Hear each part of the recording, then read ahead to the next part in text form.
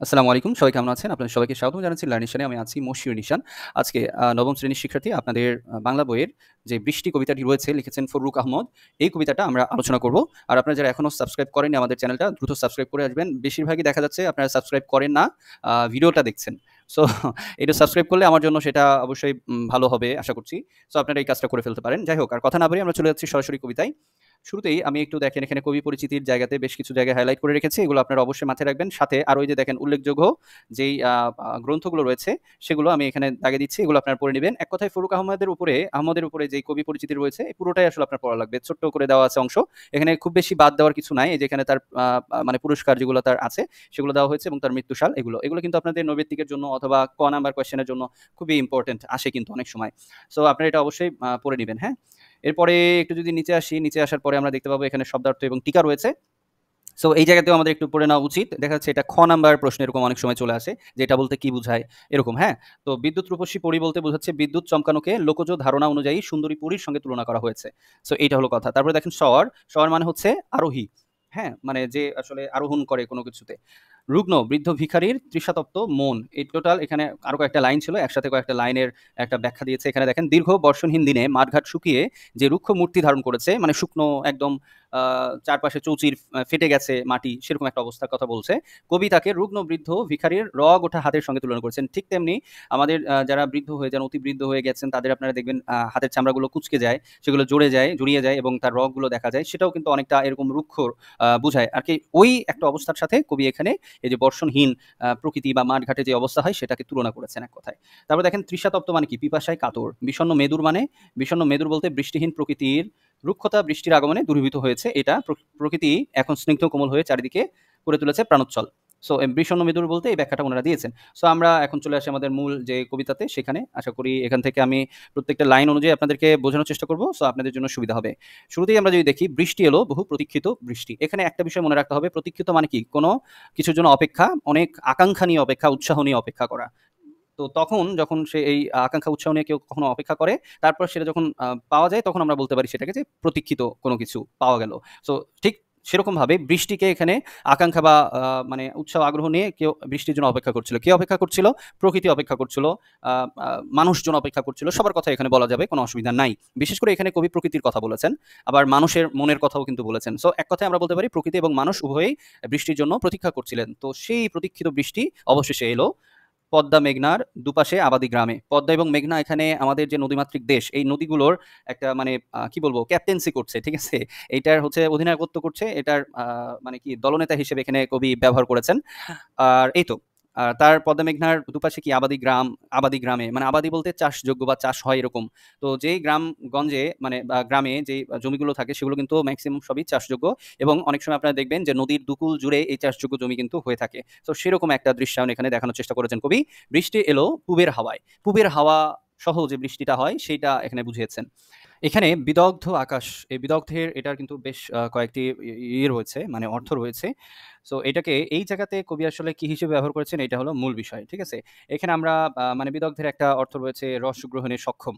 তো রস গ্রহণে সক্ষম বলতে আমরা এখানে সরস বলতে পারি। ঠিক আছে? সো মেঘে যখন ঢেকে যায় আকাশ তখন তো সেটা আমরা অনেকটাই সরসের সাথে তুলনা করতে পারি। যেহেতু মেঘের ভেতরেই বৃষ্টিগুলো জমা হয়ে আছে। সো সেটা রসপূর্ণ হয়ে আছে। এই ব্যাপারটার সাথে আমরা বলতে পারি। আরো একটা ব্যাখ্যা আমরা এখানে দিতে পারি বিদগ্ধ আকাশ হিসেবে সেটা হচ্ছে মেঘাচ্ছন্ন আকাশ। ঠিক আছে? মেঘাচ্ছন্ন আকাশ ভারী মেঘে পুরো আকাশ ছেয়ে আছে এরকম একটা ব্যাখ্যা আমরা এখানে বলতে পারি বিদগ্ধ আকাশ দিয়ে। আপনার কাছে যেটা ভালো লাগে আপনি সেটা নিতে পারেন। কোনো সমস্যা নাই।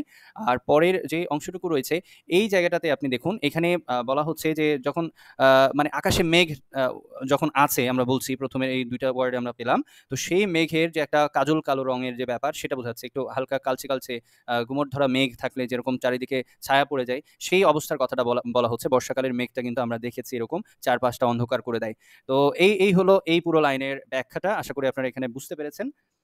বিদ্যুৎ রূপসী পরী মেঘে মেঘে হয়েছে সওয়ার। এখানে দেখেন বিদ্যুৎ চমকাচ্ছে। বিদ্যুৎ চমকানোকে এখানে বিদ্যুৎ রূপসী পরী হিসেবে আখ্যায়িত করা হয়েছে। সো আপনি দেখেন বর্ষার মৌসুমে যদি এরকম হয় যে মানে মেঘ অনেক প্রচন্ড মেঘ আছে, মেঘে মেঘে সংঘর্ষ হয়। তারপরে যে একটা মানে গর্জন হয় এবং বিদ্যুতের যে ঝলকানিটা আসে সেটার কথা কিন্তু এখানে তুলে ধরেছে।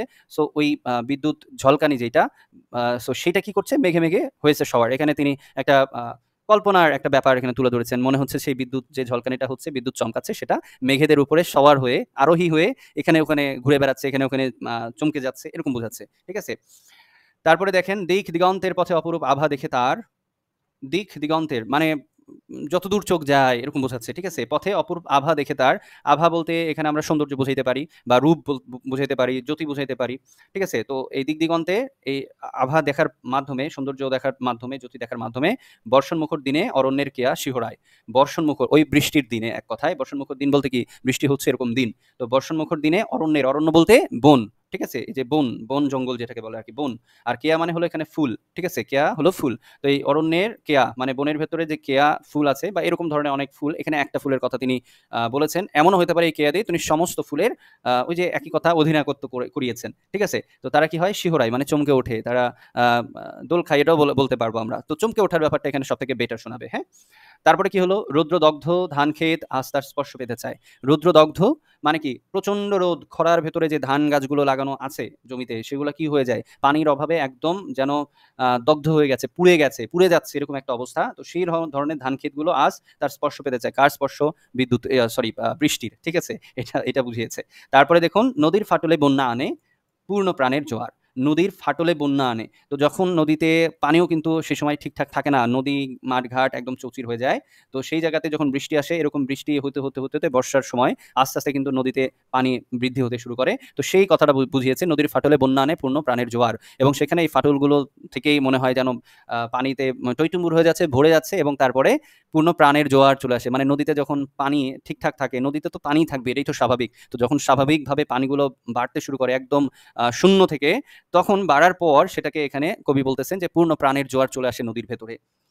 মানে প্রাণ চঞ্চল হয়ে ওঠে নদী, প্রাণোচ্ছল হয়ে ওঠে নদী, এটা বুঝিয়েছেন। ওকে, তারপরে আমরা এখানে নিচের দিকে আসি। এখানে দেখব, রুগ্ন বৃদ্ধ ভিখারি রগ ওঠা হাতের মতন, রুক্ষ মাঠ আসমান শোনে সেই বর্ষণের সুর। এখানে দেখেন, রুগ্ন বৃদ্ধ ভিখারি রগ ওঠা, এটা আমরা নিচের দিকে পড়েছিলাম শব্দার্থ টিকা। রগ ওঠা হাতের মতন, তো বৃদ্ধ ব্যক্তির যে চামড়া কুঁচকে যায়, তারপরে যে তার রগগুলো দেখা যায়, ভিজিবল হয়ে যায়, তো সেই রকম হাতের মতো, যেটাকে রুক্ষতা মনে হয়, কেমন একটা, সবকিছু যখন ভিজিবল হয়ে যাবে, আপনার হাতের দিকে তাকিয়ে দেখুন আর একজন বৃদ্ধার বা বৃদ্ধ হাতের দিকে তাকিয়ে দেখুন, তখন আপনি বুঝতে পারবেন যে কতটা তফাৎ। তো সেটা দেখতে অনেকটাই কেমন লাগে, একটা চৌচির অবস্থা লাগে, বা একটা কেমন যেন মানে দুর্ভিক্ষ দুর্ভিক্ষ অবস্থা হয়, প্রাণ নেই এরকম মনে হয়।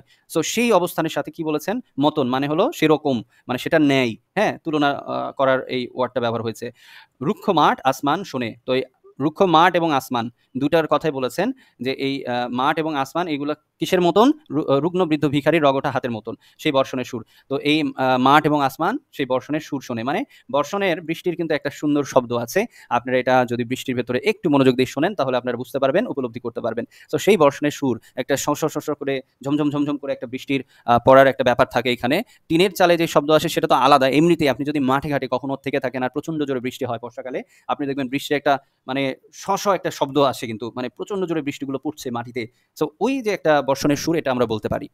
তারপরে দেখুন, তৃষিত বনের সাথে জেগে ওঠে তৃষ্ণাতপ্ত মন। তৃষিত বন, বন মানে কি, ওই যে বন বলতে বন জঙ্গলের কথা বলা হচ্ছে, যে তৃষ্ণার্ত যে বন, সেখানে কিন্তু অনেক দিন ধরে পানি নাই, তারাও কিন্তু রৌদ্রের তাবদাহে একদম অশান্ত হয়ে আছে, অস্থির হয়ে আছে। তারা কি হয়, জেগে ওঠে তৃষাতপ্ত মন, মানে তারাও কিন্তু জেগে ওঠে। তৃষিত বন, তারাও তৃষ্ণার্ত থাকার ফলে এই যে বৃষ্টির পর তারা তৃষ্ণা মেটাতে পারে, পাশাপাশি জেগে ওঠে তৃষাতপ্ত মন। দেখেন এখানে এই মনটা কার, মানুষের, আমাদের মনের কথা বলা হচ্ছে। ঠিক আছে? তো ওই বনের ভেতরে যেমন প্রাণচঞ্চলতা ফিরে আসে, তাদের তৃষ্ণা যেমন নিবারিত হয়, ঠিক সেরকমই আমাদের মানে মানুষের মনটাও কিন্তু তৃষাতপ্ত মন, মানে তৃষ্ণার্ত মনটাও কিন্তু জেগে ওঠে। এখানে মানুষের মনের ভিতরে যে বিষণ্ণতা থাকতে পারে, অস্থিরতা থাকতে পারে, সেগুলোকে এখানে মেনশন করা যেতে পারে তৃষাতপ্ত মন হিসেবে।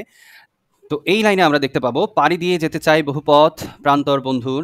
আমরা দেখেন উপরের লাইনে দেখেছি, তৃষিত বনের সাথে জেগে ওঠে তৃষাতপ্ত মন, মানে তৃষ্ণার্ত যেই বন জঙ্গল থাকে তারা তো জেগে ওঠেই, তারা এই যে বৃষ্টির আগমনে জেগে ওঠে, নতুনভাবে উজ্জীবিত হয়। তার সাথে সাথে তৃষাতপ্ত মন মানে তৃষ্ণার্ত মানুষের মনটাও কিন্তু জেগে ওঠে, বা আমাদের মনটাও কিন্তু জেগে ওঠে, সজাগ হয়।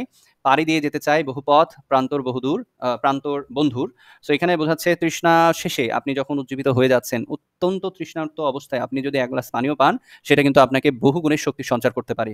এই লাইনটা দিয়ে সেটাই বোঝানোর চেষ্টা করেছে যে প্রতীক্ষিত যে বর্ষা আসলো, তার মাধ্যমে আমি যে তৃষ্ণার্ত মনটা শান্ত হলো, তৃষ্ণা মেটালো, সেটার মাধ্যমে কি হলো, এখন এমন মনে হচ্ছে যেন বহু পথ আমি নিজে পাড়ি দিতে পারবো, যেতে পারবো, পার হয়ে যেতে পারবো। প্রান্তর মানে মাঠ ঘাট, এটার কথা বোঝাচ্ছে। বন্ধুর বলতে কি অসমান বা এব্রো থেব্রো, মানে বিপদ আপদ সংকুল মাঠ প্রান্তর হইলেও আমি এখন আরামসে আমি কি করবো, পাড়ি দিয়ে যেতে পারবো, সামনের দিকে এগিয়ে যেতে পারবো। তারপরে কি বলছে, যেখানে বিস্তৃত দিন পড়ে আছে নিঃসঙ্গ নির্জন। যেখানে বিস্তৃত মানে কি, যেটা মনে থাকে না বা স্মরণে নেই এরকম। তো সেই মনের মধ্যে কি হয়, কিছু কিছু স্মরণ থাকে না এরকম দিনগুলো পড়ে আছেন একাকী। নিঃসঙ্গ মানে কি একাকী, নির্জন মানে কি নির্জনতা, যেখানে কেউ থাকে না, একদম নিশ্চুপ, চারপাশ একদম ফাঁকা, এরকম বোঝাচ্ছে। তো মনের ভেতরে এরকম স্মরণ নেই এরকম কিছু কিছু দিন একাকী নিঃসঙ্গতার মধ্যে পড়ে আছে। সেখানে বর্ষার মেঘ জাগে আজ বিষণ্ণ মেদুর, এবং সেখানেও বর্ষার মেঘ জাগে। এবং বিষণ্ণ মেদুর বলতে কি বুঝিয়েছে, এই যে আমরা নিচে দেখেছি যে দীর্ঘ বর্ষণহীন, এই যে এখানে দেখেন, এই যে দীর্ঘ বর্ষণহীন দিনে মাঠঘাট শুকিয়ে যে রুক্ষমূর্তি, আচ্ছা ওইটা না, এই যে এখানে বৃষ্টিহীন প্রকৃতির রুক্ষতা বৃষ্টির আগমনে দূরীভূত হয়েছে।